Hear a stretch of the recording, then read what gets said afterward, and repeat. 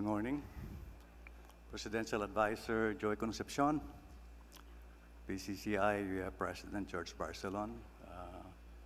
Since Abira left, my fellow kababayan, Land Bank President Alex Benaventura, we're both from Panabo, Davao del Norte.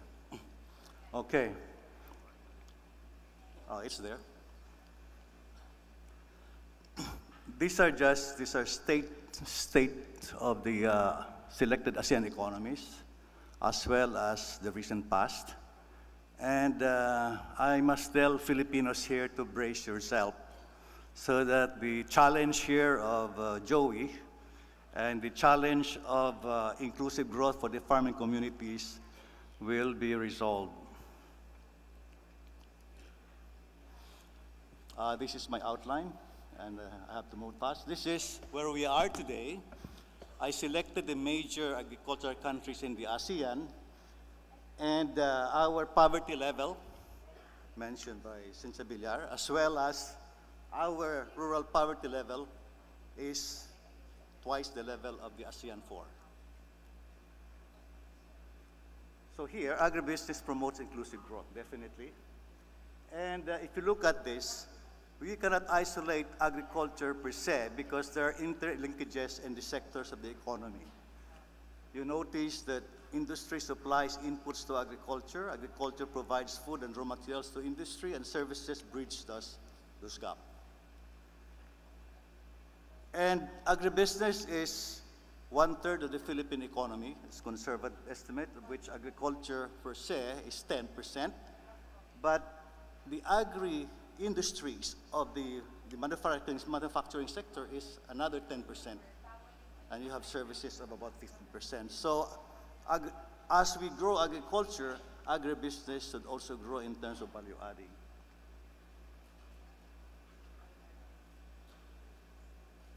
Okay, this is my topic.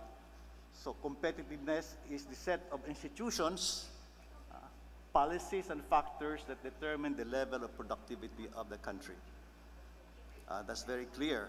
Institutions, policies, and factors. On the other hand, it is also the capacity of a business or industry to keep and gain market shares in the domestic and international markets. As we liberalize, as we lower tariff barriers, the borders are becoming small. Benchmarking, comparing ourselves with others, is ancient.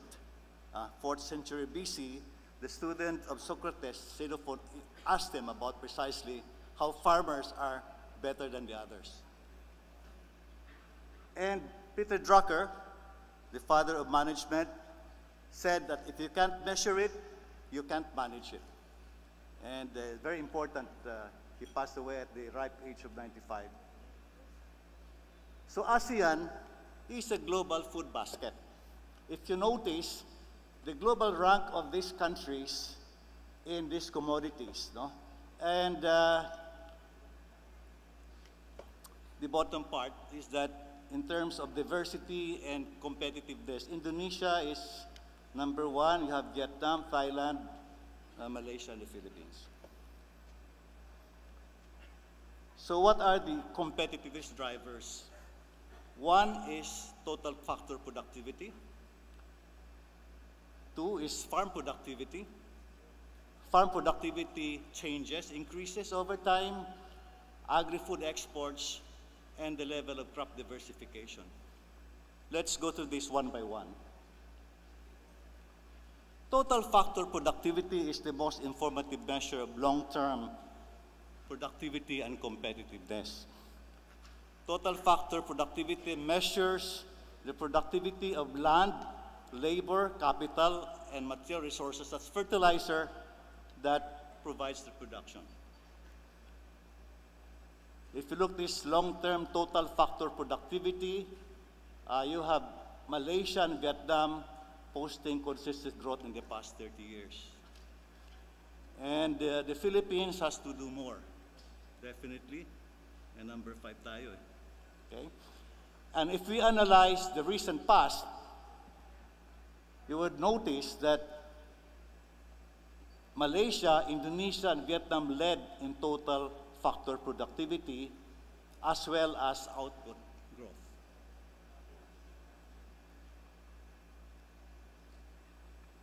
Farm yields.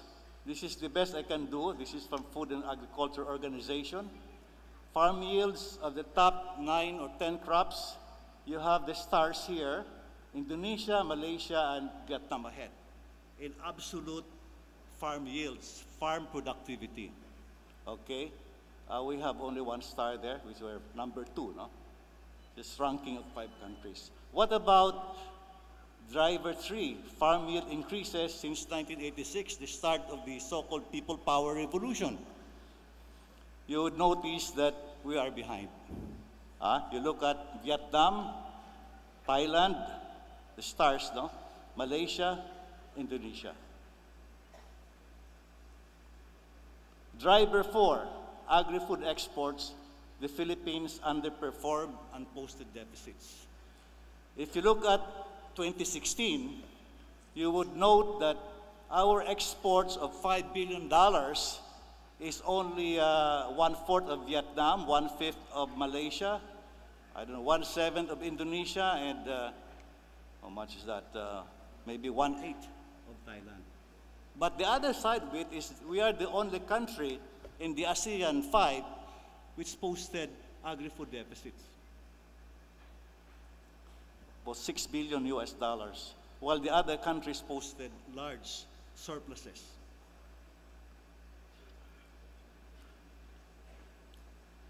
Companies pride about billion-dollar brands, diba? And this is an example. We also have to look at how ASEAN countries perform in terms of billion-dollar exports.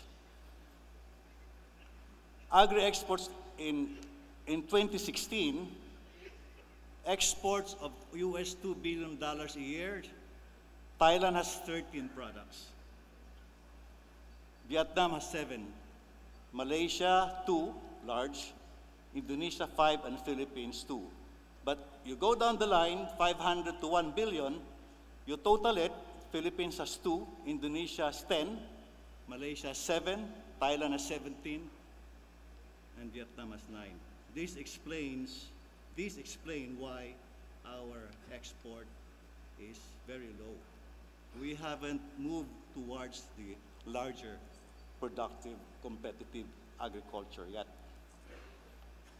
Okay, crop diversification driver number 5, Indonesia. Of the 8 main crops for Indonesia, 6 were heavily export-oriented. Palm oil, rubber, coconut, cacao, coffee, cassava. By contrast, there were only 3 for the Philippines, of which only 1 is export-oriented. Coconut, which is a abysmally low productivity, as cited by Senator Villar. Crop diversification, Thailand. While rice is dominant, Thailand is number 1 in rubber, cassava starch, canned pineapple. Number 2 in rice, sugar exports, ranks very high in diversified tropical fruits. Vietnam, there were 9 crops covering 200,000 hectares. By contrast, there were 7 for the 5 of which were heavily export-oriented. Rice, rubber, coffee, cassava, cashew, and you have to include there also black pepper. We go to business models of success. Of course, Indonesia, there is really a coexistence of small, large plantations and independents, but you also have the nucleus state outgrower scheme, which my Indonesian colleague will discuss much later. Malaysia, you have corporate plantations, you have centrally managed smallholder estates and the Federal Land Development Authority and the Federal Land Consolidation and Rehabilitation Authority. We have our Malaysian friend here, we'll discuss it later. Thailand, small farms, corporate farms, contract farming. Vietnam, state-directed extension service and outstanding research and development for small farmers. The Philippines, mostly spore farms.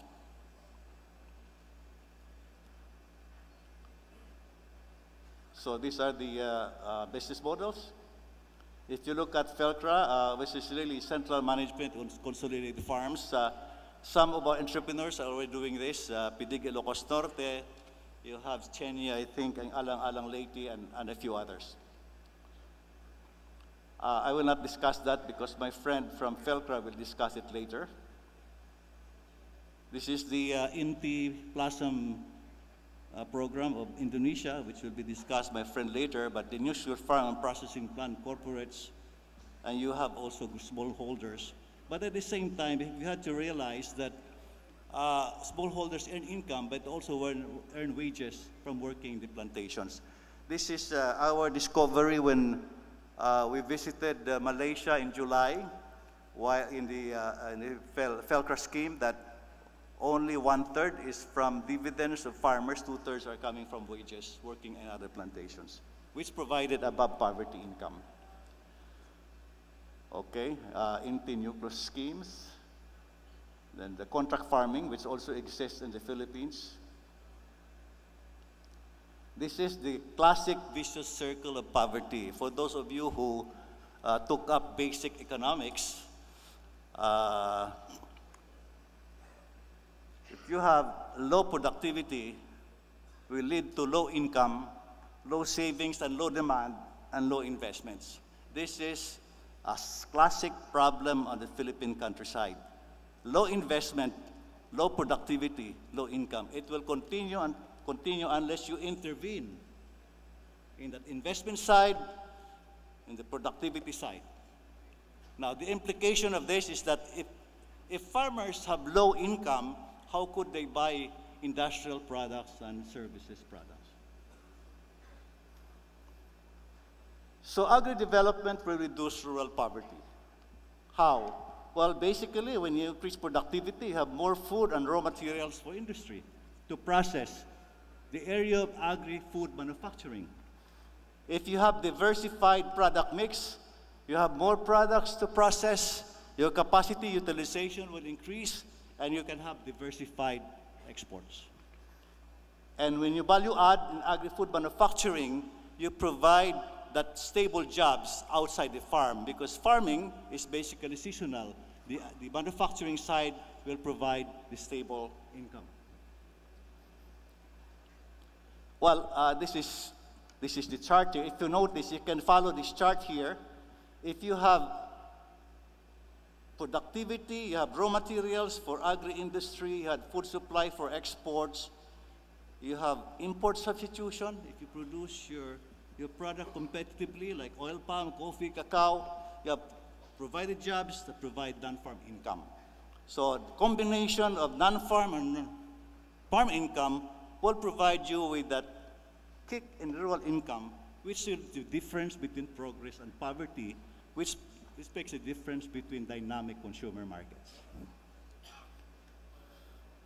So this is the Duterte plan. Just want to repeat, I am from Davao del Norte, but I'm not in government. So this is the rural poverty incidence target, 30% today, which is double the ASEAN 4, and it will go down to 20%. That is moving about 1 million families, 6 million people, today to 2022. So I see the power of poverty reduction in this way: increases purchasing power, expand markets, scales investment because of growth of markets, bring efficiency dividends, nurtures productive human capital, may pambili ng pagkain, and create social peace. Mindanao is a problem. Okay, I'm nearing. What are factors in agri-development? Institutions. We need to strengthen institutions. In my younger years, I worked for 4 years in Malaysia and 1 year in Thailand. The governance, the political, the frequency of elections, the civil service, research extension system, the policies like land reform and sectoral policies, the utilization of land, sea, and water. I really admire the speech of Cynthia Villar, but I think she forgot about the fisheries, which is about 20% of the constituency. Okay, for us here, it's good for us to read this book. It's a classic why nations fail, because it provides the catharsis, the soul-searching, why some countries are poor, some parties are advanced. And talks here about private property rights and enforcing contract law, investment in education and infrastructures. The government is controlled by the citizen, not by the elite, and the need for democratic principles to operate for the majority of our people. So Bill Gates, who manages, I don't know now, $50 billion, and their Bill Melinda Gates Foundation, believed that of all the interventions to reduce poverty, improving agriculture productivity is the best.